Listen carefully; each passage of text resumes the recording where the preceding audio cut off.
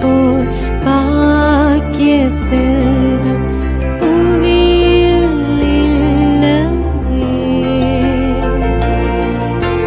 புவி நிரம்ப பொன் தந்தாலும் இப்பளிக்கு ஈடில்லையே.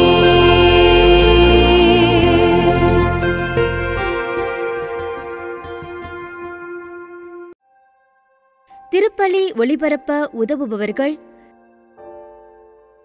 திருமதி மரிய கார்மெல் ஆண்ட்ரூஸ் குடும்பத்தினர், சத்துவாச்சாரி, வேலூர்.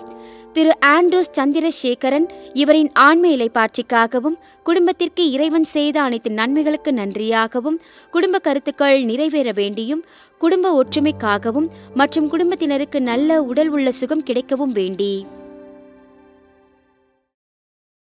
தந்தை மகன் தூய ஆவியாரின் பெயராலே ஆமென். நம் ஆண்டவராகிய இயேசு கிறிஸ்துவின் அருளும் கடவுளின் அன்பும் தூய ஆவியாரின் நட்புறவும் உங்கள் அனைவரோடும் இருப்பதாக. உம்ம ஆன்மாவோடும் இருப்பதாக. இயேசுவின் அன்புமிக்க சகோதர சகோதரிகளே, தூய மறை நிகழ்வுகளை நாம் தகுதியோடு கொண்டாட நம்முடைய பாவங்களை ஏற்று மனம் வருந்துவோம்.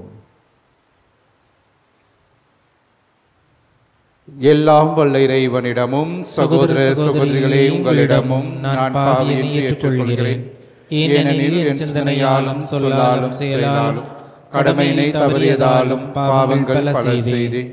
என் பாவமே, என் பாவமே, என் பெரும் பாவமே. ஆகையால் எப்பொழுதும் கன்னியான புனித மரியாதையும் வானதூதர் புனிதர் அனைவரையும் சகோதர சகோதரிகளையும் உங்களையும் நம் இறைவனாகிய ஆண்டவரிடம் எனக்காக வேண்டிக் கொள்ள மன்றாடுகிறேன். எல்லாம் வல்ல இறைவன் நம் மீது இரக்கம் வைத்து நம் பாவங்களை மன்னித்து நம்மை நிலை வாழ்வுக்கு அழைத்து செல்வாராக. ஆமென். ஆண்டவரே இரக்கமாயிரும். கிறிஸ்துவே இரக்கமாயிரும்.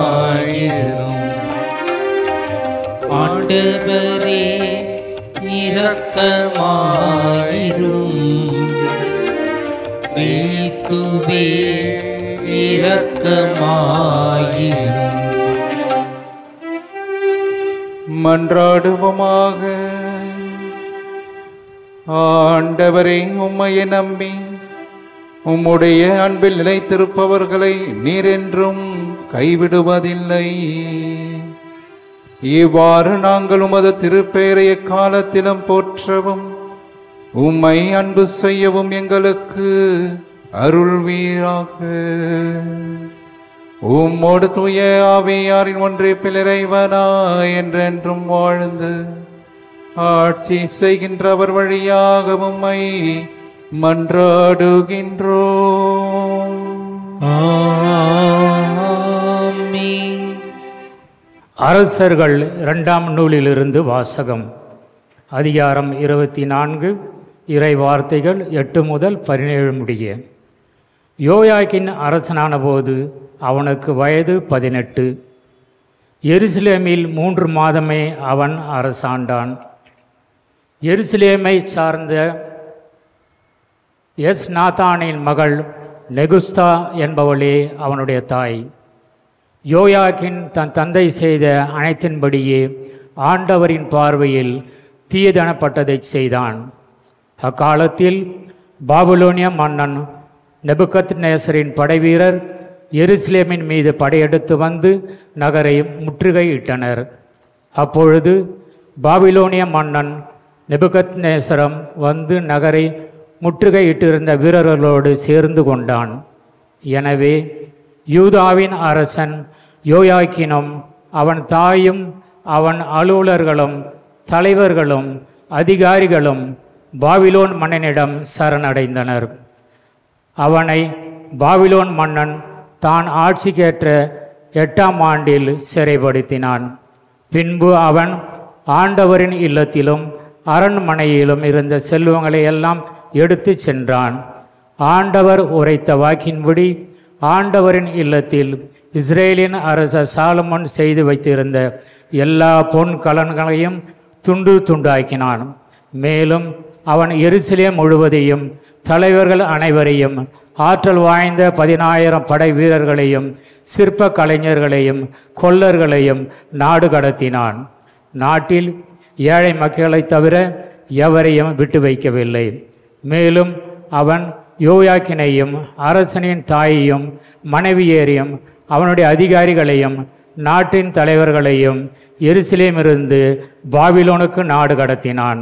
மேலும் வலிமை வாய்ந்த 7,000 பேர்களை கொண்ட முழு படையையும் போர்த்திறனும் உடல் ஆற்றலும் கொண்ட 1000 தச்சர்களையும் கொத்தர்களையும் அவன் சிறைப்படுத்தி பாபிலோனுக்கு கொண்டு சென்றான்.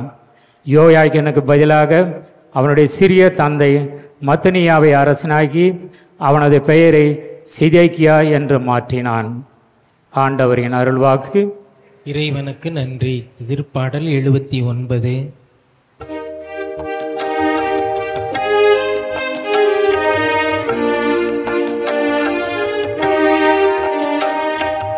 உமது பெயரின் மாட்சியை முன்னிட்டு எங்களை விடுவியும் ஆண்டவரே. உமது பெயரின் மாட்சியை முன்னிட்டு எங்களை விடுவியும் ஆண்டவரே. ஆண்டவரே, இன்னும் எவ்வளவு காலம் நீர் சினம் கொண்டிருப்பீர்? என்றென்றுமா உமது வெஞ்சினம் நெருப்பாக எரியுமோ? மூதாதையரின் குற்றங்களை எம்மீது சுமத்தாதேயும். இரக்கம் எமக்கு விரைவில் கிடைப்பதாக.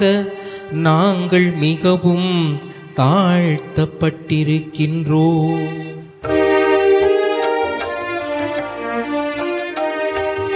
உமது பெயரின் மாட்சியை முன்னிட்டு எங்களை விடுவியும் ஆண்டவரே.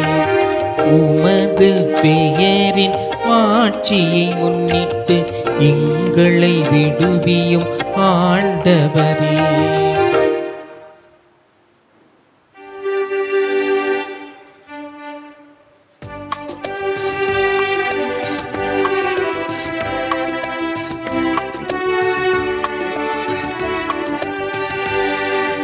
அல்லேலூயா, அல்லேலூயா, அல்லேலூயா, அல்லேலூயா, அல்லேலூயா, அல்லேலூயா, அல்லேலூயா, அல்லேலூயா. என் மீது அன்பு கொண்டுள்ளவர் நான் சொல்வதை கடைபிடிப்பார். என் தந்தையும் அவர் மீது அன்பு கொள்வார். நாங்கள் அவரிடம் வந்து அவருடன் குடிகொள்வோம். அல்லேலூயா, அல்லேலூயா, அல்லேலூயா, அல்லேலூயா. ஆண்டவர் உங்களோடு இருப்பாராக. ஆன்மாவோடும் இருப்பாராக. புனித மத்தேயு எழுதிய தூய நற்செய்தியிலிருந்து வாசகம். ஆண்டவரே, மாட்சி உமக்கே. அதிகாரம் 7, இறை திருவார்த்தைகள் 21 29 முடிய. இயேசு தம் சீடரை நோக்கி கூறியது: என்னை நோக்கி ஆண்டவரே ஆண்டவரே என சொல்பவரெல்லாம் விண்ணரசுக்குள் செல்வதில்லை, மாறாக விண்ணுலகிலுள்ள என் தந்தையின் திருவுளத்தின்படி செயல்படுபவரே செல்வர். அந்நாளில் பலர் என்னை நோக்கி, ஆண்டவரே ஆண்டவரே, உம் பெயரால் நாங்கள் இறைவாக்கு உரைக்கவில்லையா? உம் பெயரால் பேய்களை ஓட்டவில்லையா? உம் பெயரால் வல்ல செயல்கள் பல செய்யவில்லையா என்பர். அதற்கு நான் அவர்களிடம், உங்களை எனக்கு தெரியவே தெரியாது. நெறிக்கேடாக செயல்படுவோரே, என்னை விட்டு அகன்று போங்கள் என வெளிப்படையாக அறிவிப்பேன் ஆகவே நான் சொல்லும் இவ்வார்த்தைகளை கேட்டு இவற்றின்படி செயல்படுகிற எவரும் பாறை மீது தம் வீட்டை கட்டிய அறிவாளிக்கு ஒப்பாவார். மழை பெய்தது, ஆறு பெருக்கெடுத்து ஓடியது, பெரும் காற்று வீசியது, அவை அவ்வீட்டின் மேல் மோதியும் அது விழவில்லை, ஏனெனில் பாறையின் மீது அதன் அடித்தளம் இடப்பட்டிருந்தது. நான் சொல்லும் இந்த வார்த்தைகளை கேட்டு இவற்றின்படி செயல்படாத எவரும் மணல் மீது தம் வீட்டை கட்டிய அறிவிலிக்கு ஒப்பாவார். மழை பெய்தது, ஆறு பெருக்கெடுத்து ஓடியது, பெரும் காற்று வீசியது, அவை அவ்வீட்டை தாக்க அது விழுந்தது, இவ்வாறு பேரழிவு நேர்ந்தது. இயேசு இவ்வாறு உரையாற்றி முடித்தபோது அவரது போதனையை கேட்ட மக்கள் கூட்டத்தினர் வியப்பில் ஆழ்ந்தனர். ஏனெனில் அவர்கள் தம் மறைநூல் அறிஞரை போலன்றி அதிகாரத்தோடு அவர்களுக்கு அவர் கற்பித்தார். ஆண்டவரின் அருள்வாக்கு. கிறிஸ்துவே உமக்கு புகழ். இறையேசுவின் அன்புமிக்க சகோதர சகோதரிகளே,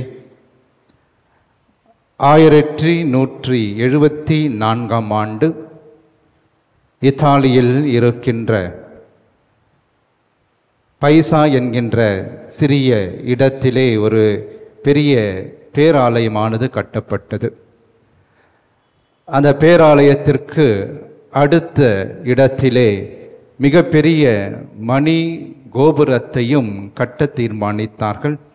ஆகவே இந்த பெரிய மணி கோபுரத்தை கட்டுவதற்காக மிக முக்கியமான ஒரு கட்டிட வடிவமைப்பாளர் மற்றும் சிற்பியாக இருந்தவர் பொனேனோ பிசானோ என்பவர். அவரை அழைத்து இந்த மிகப்பெரிய பொறுப்பானது அவருக்கு கொடுக்கப்பட்டது. அவரும் அந்த மிகப்பெரிய மணி கோபுரத்தை கட்ட ஆரம்பித்தார். ஏறக்குறைய 185 அடி உயரத்திற்கு அந்த கோபுரத்தை கட்ட வேண்டும் என்று தீர்மானித்தார்கள். ஆனால் 120 அடிக்கு மேலே அவர்கள் கட்டி கொண்டிருக்கின்ற பொழுது அந்த கோபுரமானது சாய ஆரம்பித்தது. இருந்தாலும் அதை பொருட்படுத்தாமல் அவர்கள் ஏறக்குறைய 185 அடி கோபுரத்தை கட்டி அதை மீண்டுமாக செங்குத்தாக நிறுத்துவதற்காக அவர்கள் முடிவெடுத்தார்கள். ஆனால் அவர்களால் எதையும் செய்ய முடியாமல் போனது. ஆகவே இந்த கட்டிடத்திலே எந்த விதமான கோளாறு இல்லை.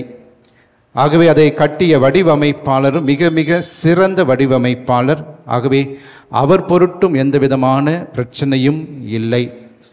ஆகவே இறுதியாக அவர்கள் பிரச்சனை எங்கே என்று பார்த்தபோது அந்த பிரச்சனை கட்டிடத்தின் கட்டப்பட்ட இடத்தில்தான் பிரச்சனை என்பதை அவர்கள் உணர்ந்து கொண்டார்கள். காரணம், அந்த இடம் சதுப்பு நிலப்பகுதி இடமாக இருந்தது.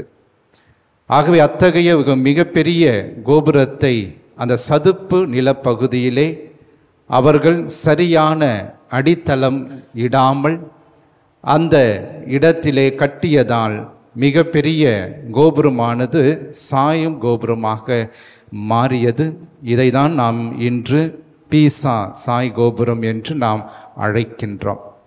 ஆகவே இது தொழில்நுட்ப கோளாறு அல்ல, மாறாக அந்த இடத்தினுடைய மண்பரப்பு அதன் கோளாறு, அதனுடைய அடித்தளம் கோளாறாக இருந்தது. இயேசுவின் பிரியமானவர்களே, இன்றைய நற்செய்தி வாசகத்திலும் ஆண்டவராகிய இயேசு கிறிஸ்து நம் ஒவ்வொருவரையும் நோக்கி இந்த கேள்வியை எழுப்புகின்றார். என்னுடைய அடித்தளம் எதன் மீது கட்டப்பட்டுள்ளது? ஆகவே இறை நம்பிக்கையின் மீது என்னுடைய அடித்தளம் இருக்கிறதா, அல்லது உலக லாபங்கள், உலக எண்ணங்கள் இவற்றின் மீது என்னுடைய அடித்தளம் இடப்பட்டிருக்கிறதா என்பதை சிந்திக்க நாம் அழைக்கப்படுகின்றோம். இன்றைய நாளிலே நம்முடைய திரு அவையானது சிறப்பாக புனித அலெக்சாந்திரியாவின் சார்ந்த சிரில் அவரை கொண்டாடி மகிழ்கின்றது.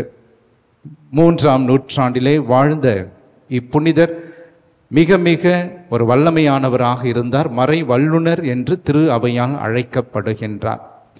இவருடைய காலத்தில் மிக முக்கியமாக தப்பறை சிந்தனைகள் அதிகமாக இருந்தன. அதிலும் மிக முக்கியமாக இயேசுவினுடைய இறை இயல்பை பலரும் கேள்விக்குள்ளாக்கினார்கள்.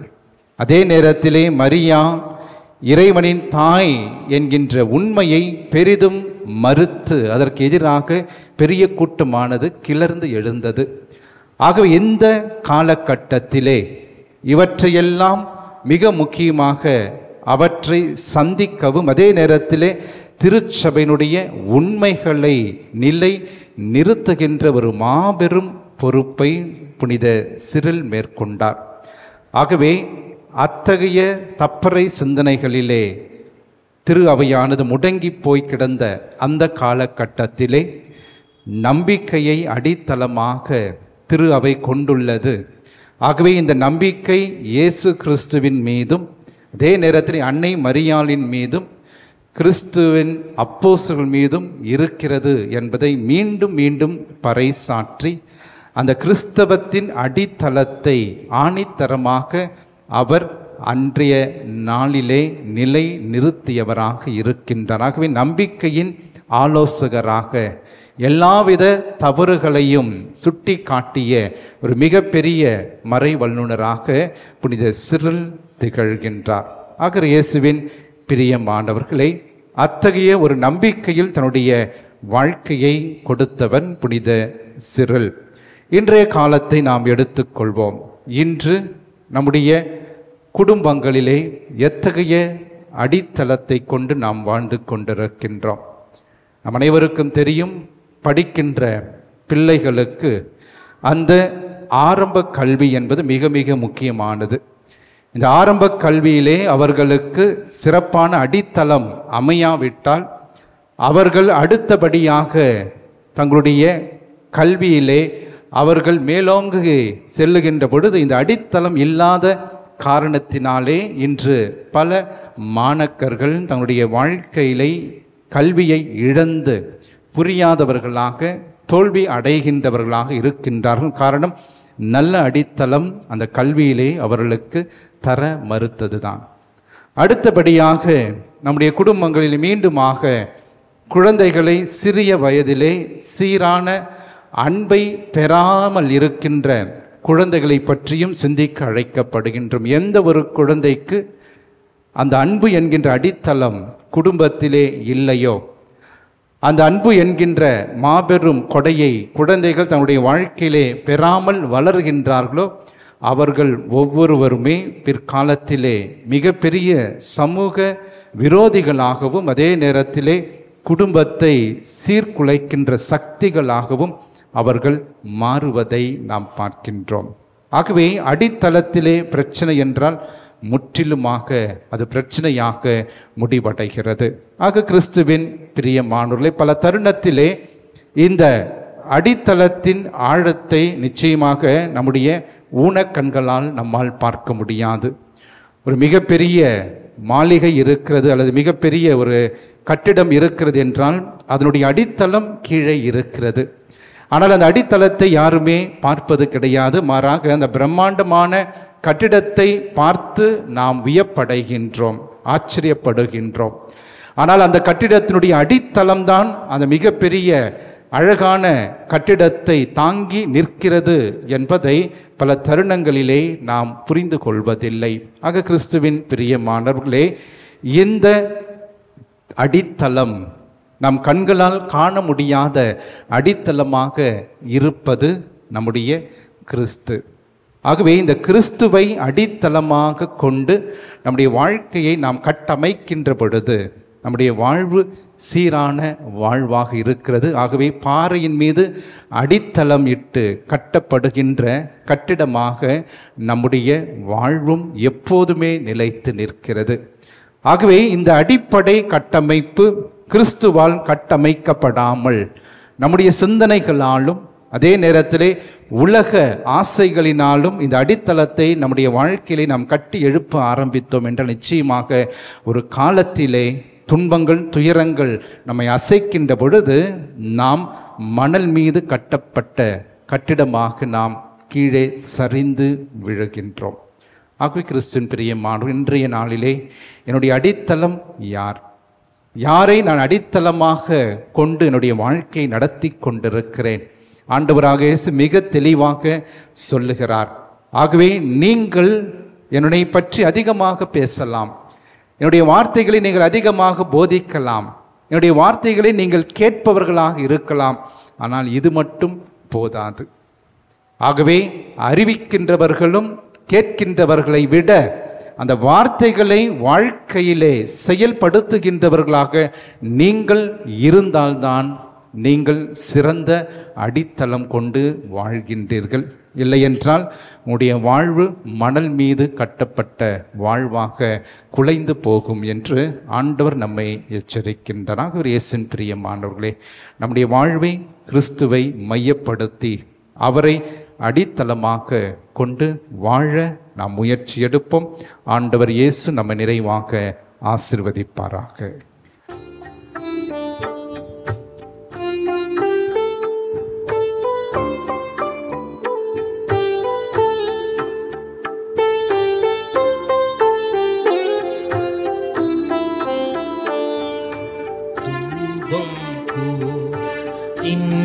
ஜெபம் உம்மை நோக்கி எழும்பாதோ, வானோக்கி எழும்பும் என் கரங்கள் பலியாகாதோ. தூபம் போ என் ஜெபம் உம்மை நோக்கி எழும்பாதோ, வானோக்கி எழும்பும் என் கரங்கள் பலியாகாதோ.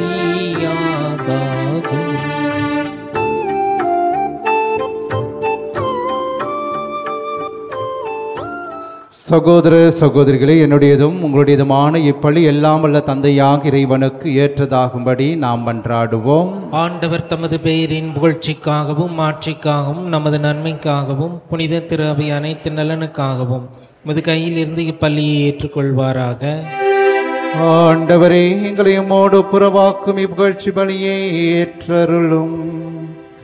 அதனால் நாங்கள் தூயோராக்கப்பட்டு உம்மை மகிழ்விக்கும் எங்கள் மனங்களின் காணிக்கைகளை உமக்கு அளித்திட அருள்வீராக. எங்கள் ஆண்டவராகிய கிறிஸ்து வழியாக உம்மை மன்றாடுகின்றோம்.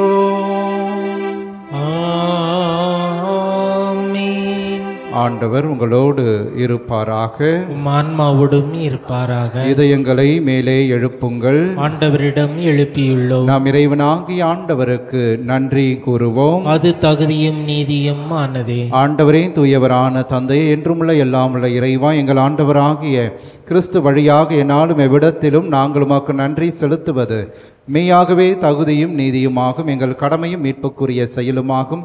கிறிஸ்துவில் அனைத்தையும் புதுப்பிக்கவும் அவருடைய நிறைவில் நாங்கள் அனைவரும் பங்கு பெறவும் நீர் திருவுள்ளமானீர். ஏனெனில் கடவுள் வடிவில் விளங்கிய அவர் தம்மையை வெறுமையாக்கி சிலுவையில் சிந்திய தமது இரத்தத்தால் யாவும் அமைதி பெறச் செய்தார்.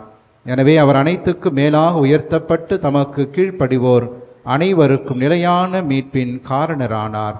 ஆகவே வானதூதர் முதன்மை வானதூதரோடும் அரியணையில் அமர்வோர் தலைமை தாங்குவோரோடும் வான்படைகளின் அணிகள் அனைத்தோடும் சேர்ந்து நாங்கள் உமது மாட்சிமையை புகழ்ந்து முடிவின்றி சொல்வதாவது: தூயவர் தூயவர் தூயவர், வான்படைகளின் கடவுளாம் ஆண்டவர், விண்ணகமும் மண்ணகமும் உமது மாட்சியால் நிறைந்துள்ளன. உன்னதங்களிலே ஓசன்னா. ஆண்டவர் பெயரால் வருகிறவர் ஆசி பெற்றவர். உன்னதங்களிலே ஓசன்னா. ஆண்டவரே, நிர்மையாகவே தூயவர், தூய்மை அனைத்திற்கும் ஊற்று. ஆகவே உம்முடைய ஆவியை பொழிந்து இக்காணிக்கைகளை தூய்மைப்படுத்த உம்மை வேண்டுகிறோம். இவ்வாறு எங்கள் ஆண்டவர் இயேசு கிறிஸ்துவின் உடலும் இரத்தமுமாக எங்களுக்கு இவை மாறுவனவாக. அவர் பாடுபட உளம் கனிந்து தம்மை கையளித்த போது அப்பத்தை எடுத்து நன்றி செலுத்தி அதை பிட்டு தம் சீடர்களுக்கு அளித்து கூறியதாவது: அனைவரும் இதிலிருந்து பெற்று உண்ணுங்கள், ஏனெனில் இது உங்களுக்காக கையளிக்கப்படும் என் உடல்.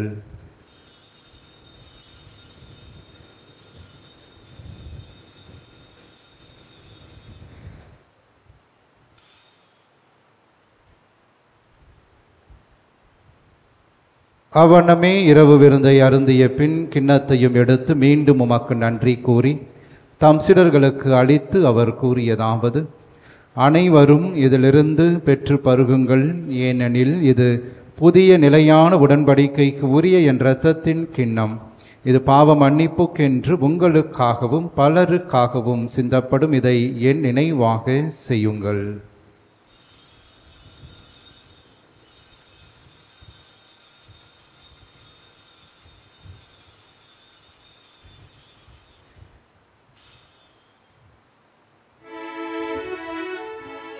நம்பிக்கையின் மறைபொருள்.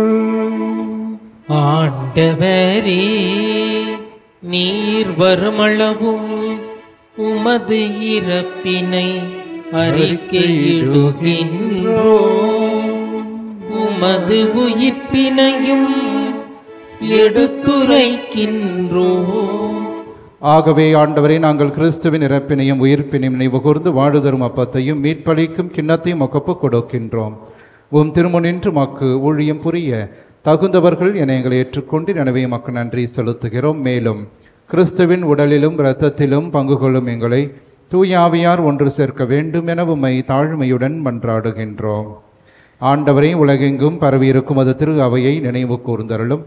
எங்கள் திருத்தந்தை பிரான்சிஸ், எங்கள் பேராயர் ஜார்ஜ் ஆண்டகை, எல்லா திருநிலையினர் ஆகியவரோடு மத திரு அவை அன்பில் நிறைவு பெற செய்தருளும்.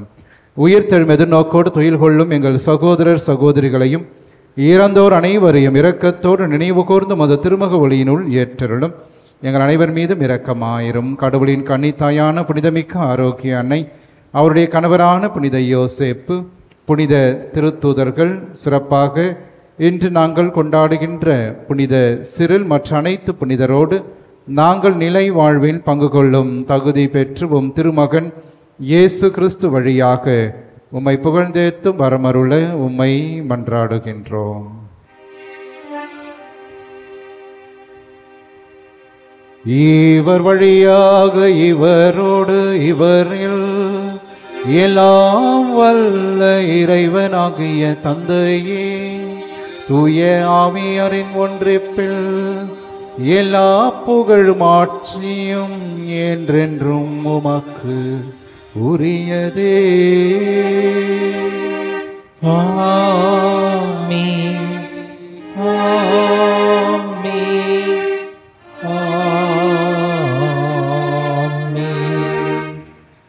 கடவுளை தந்தை என அழைக்க இயேசு நமக்கு கற்றுக் கொடுத்த ஜெபத்தை விண்ணக தந்தையை நோக்கி நாம் நம்பிக்கையோடு மன்றாடுவோம். விண்ணுலகில் இருக்கின்ற எங்கள் தந்தையே, உமது பெயர் தூயதென போற்றப் பெறுக. உமது ஆட்சி வருக. உமது திருவுளம் விண்ணுலகில் நிறைவேறுவது போல மண்ணுலகிலும் நிறைவேறுக. எங்கள் அன்றாட உணவை இன்று எங்களுக்கு தாரும்.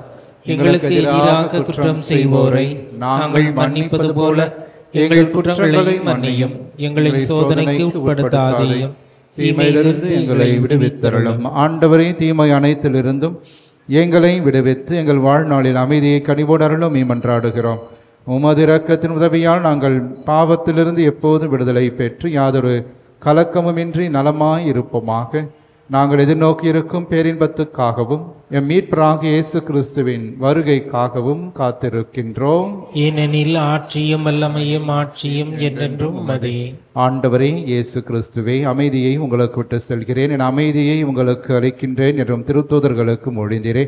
எங்கள் பாவங்களை பாராமல் உமது திரு அவை நம்பிக்கையை கண்ணோக்கி உமது திருவுளத்திற்கு ஏற்பதற்கு அமைதியும் ஒற்றுமையும் அளித்தருள்வீராக.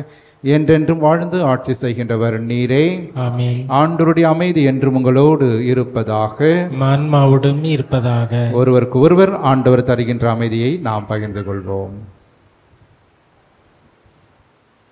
உலகின் பாவங்களை போக்கும் இறைவனின் செம்மறியே, எங்கள் மேல் இரக்கமாயிரும். உலகின் பாவங்களை போக்கும் இறைவனின் செம்மறியே, எங்கள் மேல் இரக்கமாயிரும். உலகின் பாவங்களை போக்கும் இறைவனின் செம்மறியே, எங்களுக்கு அமைதியை அளித்தருளும். இதோ இறைவனின் செம்மறி, இவரே உலகின் பாவங்களை போக்குபவர். நம்முடைய அன்றாட குடும்ப வாழ்விலே நமக்கு எதிராக வருகின்ற எல்லா தீமைகள், துன்பங்கள், தீராத கடன் சுமைகள், உடல் உள்ளத்தை வாட்டுகின்ற நோய்கள், அழகையினால் வருகின்ற சோதனைகள் இவை அனைத்திலிருந்து நம்மை தினந்தோறும் காத்து வழிநடத்துகின்ற உயிருள்ள இயேசு கிறிஸ்து இவரே. இவருடைய திருவிருந்திற்கு அழைக்க பெற்ற நாம் அனைவருமே பேறு பெற்றோர். ஆண்டவரே, நீர் என் இல்லத்தில் எழுந்தருளி வர நான் தகுதியற்றவன், ஆனால் ஒரு வார்த்தை மட்டும் சொல்லியருளும், எனது ஆன்மா நலமடையும். கிறிஸ்துவின் திருவுடல் திருரத்தம் நம்மை காத்து நிலை வாழ்வு நமக்கு அளிப்பதாக. ஆமென். நன்றியோடு மன்றாடுவோமாக.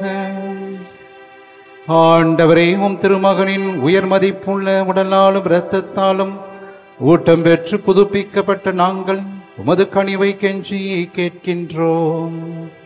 இறை பற்றுடன் நாங்கள் அடிக்கடி நிறைவேற்றும் இப்பலியின் பயனாக எங்கள் மீட்பை உறுதியாய் கண்டடைய செய்வீராக.